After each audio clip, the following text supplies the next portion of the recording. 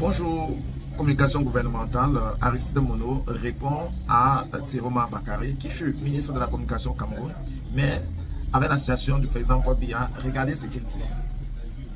Réaction en tant qu'homme politique sur toutes ces folles rumeurs autour du président de la République et qui ont été coupées courrières par la communication officielle.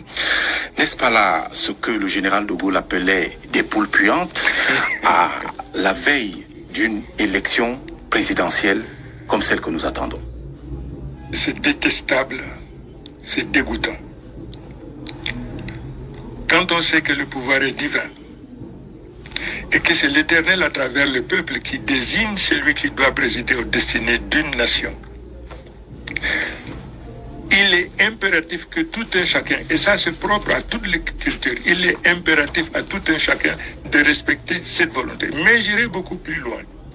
Que tous ceux-là qui parlent de la disparition du chef de l'État, probablement ils le font parce qu'ils n'ont jamais réussi à le sortir du pouvoir à travers les voies démocratiques.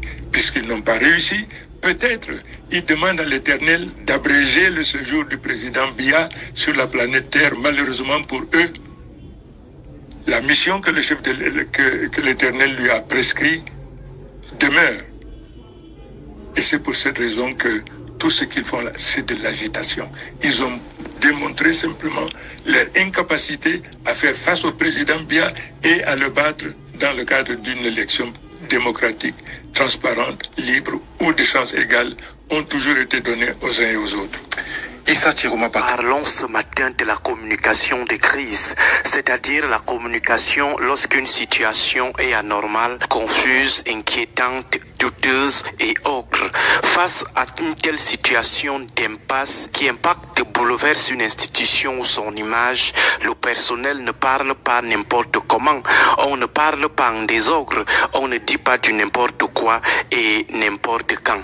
On parle publiquement, intelligemment, c'est-à-dire stratégiquement et tactiquement, au risque d'aggraver la situation. Concernant l'institution étatique ou gouvernementale, le communicateur de crise, avant de communiquer par des actes, par voie orale ou écrite, par des images, des attitudes ou des apparences publiques, il doit se rassurer que sa communication ne va pas mettre l'institution en difficulté, trahir son incapacité, sa peur, sa panique ou son manque de sérénité. La communication doit toujours laisser l'impression d'une infaillibilité totale de l'État. Pour y arriver, cette communication doit reposer sur certains piliers. D'abord, la qualité du personnel communicant qui doit agir dans le cadre défini par des professionnels de la maison, des experts en promotion et en préservation de l'image de l'institution. Il ne s'agit pas seulement des gens qui savent parler le gros français ou le gros anglais, mais des gens qui savent aussi quoi dire en gros français et en gros anglais. La question du contenu qui puisse aider à la maîtrise de la crise au sein de l'opinion. Du coup, il faut des cellules de communication avec des professionnels de la communication, pas des cousins qu'on a ramassés comme ça au village ou des petites copines qu'on a décidé de sauver du chômage. C'est une affaire d'experts parce que la communication, c'est la vitrine de l'institution, c'est elle qui établit la première relation entre le public et l'institution. Même lorsque le patron d'une institution étatique doit parler en public, il doit préalablement travailler avec sa cellule de communication qui, en situation de crise, travaille avec une cellule de crise.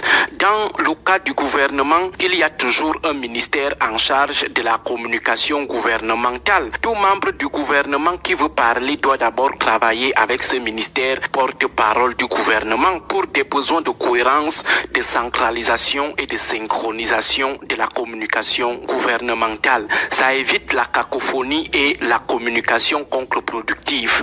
En situation de crise, on ne dit pas du n'importe quoi, on ne communique pas n'importe comment et ce n'est pas n'importe qui parle. Il y a une entité qui doit structurer la communication et elle doit être dotée non pas des bricoleurs en communication politique, mais des experts, des stratèges, des savants de la communication. La communication de crise pour une institution qui est dans les eaux troubles fait partie des outils de gestion de la crise. Elle est donc stratégique et tactique. Stratégique parce qu'elle est mûrement pensée, tactique parce qu'elle doit savoir s'opérationnaliser, s'adapter aux réalités du terrain. Les dirigeants d'une institution en crise ne parlent donc pas comme ça au hasard, en désordre comme ça. C'est une communication organisée. La communication est gérée par des porte-paroles. Même lorsque le dirigeant de l'institution veut s'exprimer publiquement, il ne se lève pas seulement comme ça, commence à parler comme un fou, en désordre parce que c'est lui le patron. C'est son équipe de communication qui lui dit quoi dire au public et comment le dire, parce qu'ils sont des professionnels de la chose. Sinon, en situation de crise, croyant bien faire, le dirigeant peut plutôt aggraver les choses, mettre de l'huile sur le feu. En situation de crise, on élabore et on établit un plan de communication. Il doit être régulièrement mis à jour en fonction de l'évolution de la crise et de sa gestion. Dans chaque crise, qu'elle soit petite ou grande, les gens se posent des questions. Il faut donc être proactif, vite intervenir, anticiper, sinon les informateurs externes vont prendre le contrôle de l'opinion et vous pèguerez la main sur la communication. Et c'est l'institution qui prendra un coup. Les choses vont se compliquer pour elle. Et dans le cas spécifique de l'institution étatique, ça peut ouvrir la voie à l'instabilité, à la panique populaire. À l'ère des médias sociaux avec des lanceurs d'alerte, il faut de la proactivité, être les premiers à donner l'information. Il faut aussi de la réactivité, mais dans un calme olympien sans laisser l'impression que vous êtes stressé. Le manque d'information et le manque de cohérence des informations publiées peuvent également aggraver la situation. On cache des informations cachables. Dans le cas contraire, soyez les premiers à les publier. Ça permet de rassurer l'opinion. Aussi, à l'ère de la post-vérité où la vérité ne dépend plus de la véracité de l'information, mais de ce que pensent les consommateurs de l'information, il faut agir rapidement pour contrôler les pensées. Ne pas s'asseoir et penser que comme vous avez la vraie information, ça va. Les propagateurs des fake news peuvent s'agiter. C'est une erreur. Il y a de fortes chances que vous arriviez très en retard avec votre bonne information, que vous arriviez avec elle lorsque les masses croient déjà aux fake ou après les dégâts causés par ces fakes. On anticipe, on rassure pour maintenir la confiance et éviter la débandade. Bonne journée à vous tous.